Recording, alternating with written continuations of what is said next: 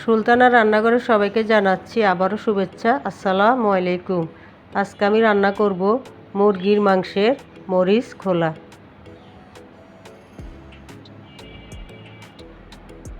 এখানে আমি 2 piece broiler মুরগি হাড় ছেড়ে নিয়েছি।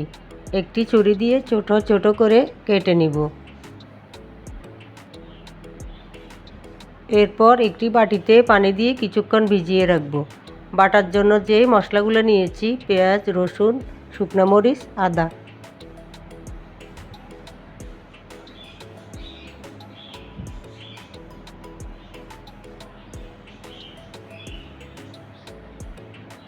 দেখতেই পাচ্ছেন মুরগির জন্যে যে উপকরণগুলি নিয়েছি।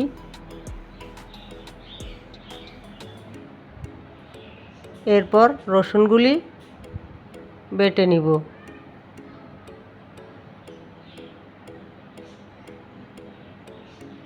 শিলপাটায় বেটে নিয়ে রান্না করার স্বাদ হচ্ছে অন্যরকম।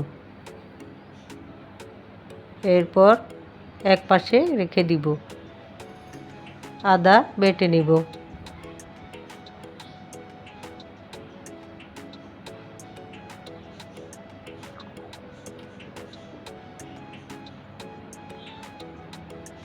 এরপর একটি প্লেটে তুলে নিব। এখানে আমি 10-15টি মরিচ নিয়ে নিয়েছি। মরিচগুলি ভালো করে বেটে নিব।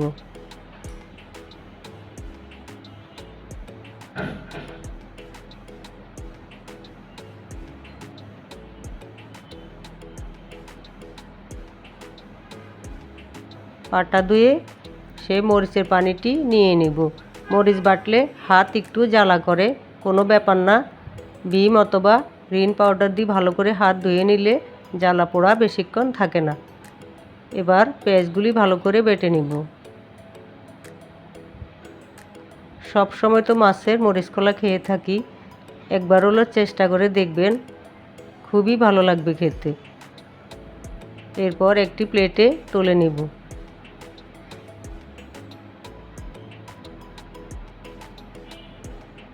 হলুদ, লবণ, জিরা, ধনিয়া এবং সে বাটা মশলাগুলো দিয়ে ভালো করে হাত দিয়ে মেখে নিব।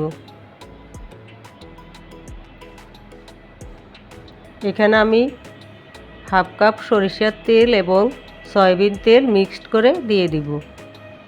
আরেকটি প্লেটে তুলে নিব। এরপর ফয়েল পেপারে ঢেলে নিব। উপরে কিছু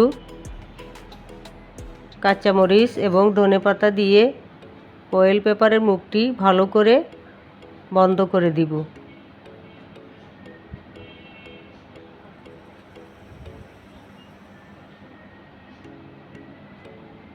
এরপর চুলায় একটি ফ্রাই প্যান বসিয়ে আগুনের ভলিউম মিডিয়ামে রেখে আধা ঘন্টা উল্টে পাল্টে রান্না করে নিতে হবে। সুন্দর একটি স্মেল বের হয়েছে। সবাই বলতেছে তাড়াতাড়ি ভাত দিয়ে দাও, গরম ভাতের সাথে খেতে অসাধারণ। সবাই চেটেপুটে খেয়ে নিচ্ছে। যদি রেসিপি ভালো লাগে অবশ্যই পাশে থাকবেন। সবাইকে জানাচ্ছি অনেক শুভেচ্ছা।